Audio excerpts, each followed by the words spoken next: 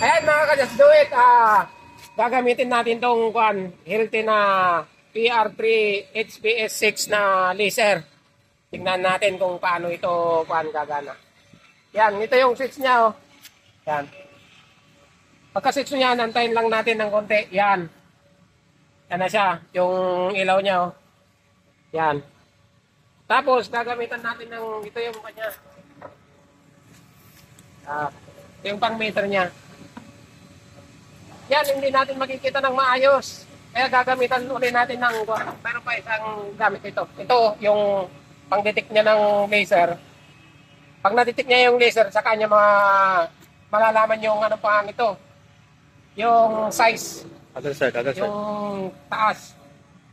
Yung height niya. Yan, kakabit lang natin dito. Yan, yan. Pagkakabit natin yan, yan. Medyo higpitan lang natin ng konti. Ito. Yan, oh. Pagkaipit natin, meron din itong nito, oh. Ito. Balik-tarin natin ng konti. Yan, yan. Ito. Pagtarin natin.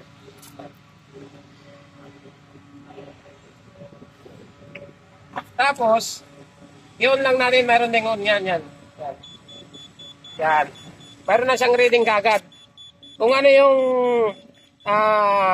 na-detect ng sensor, ito yung sensor niya, ito. Kung ano yung na-detect ng sensor, yan yung magiging sukat niya. Katulad yan, dito. Yan, ipatayo lang natin yan. Mayroon siyang ito yung sa pangsentro. Yan. Yan, katulad niya, nandito na. Nakasentro siya. 27 siya. Tapos doon naman sa kabila.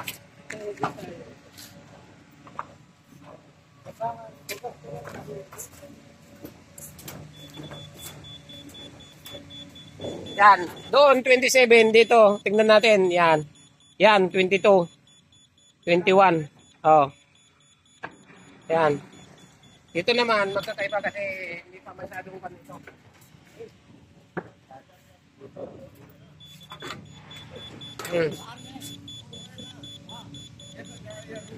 Yan din 17 siya. Dito.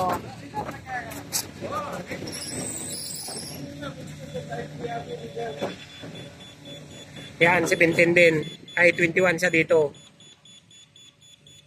Yan, 2 mili lang. Ito kasing sukat niya, 1 mm ito. Nakabase siya ng millimeter. Yan.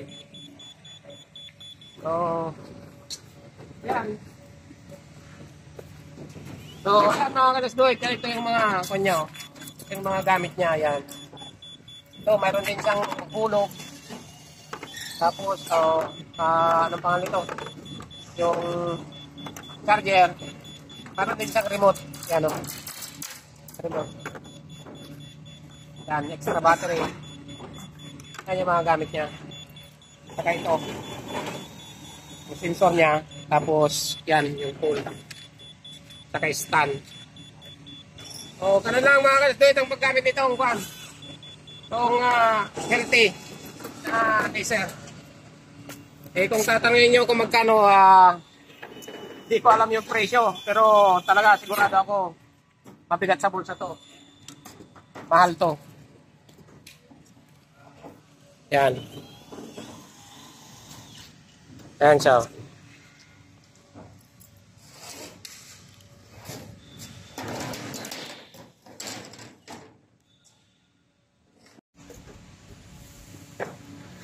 So ayan, pagpapatayin natin, dito na. Ito na siya. Yan.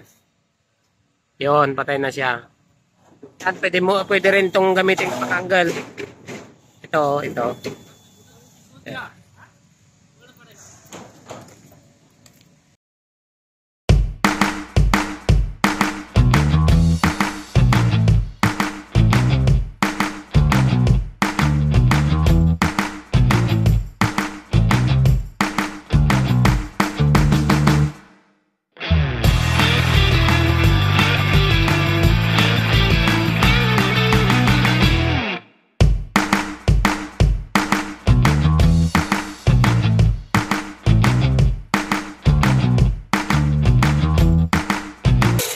Salamat sa panonood. God bless you.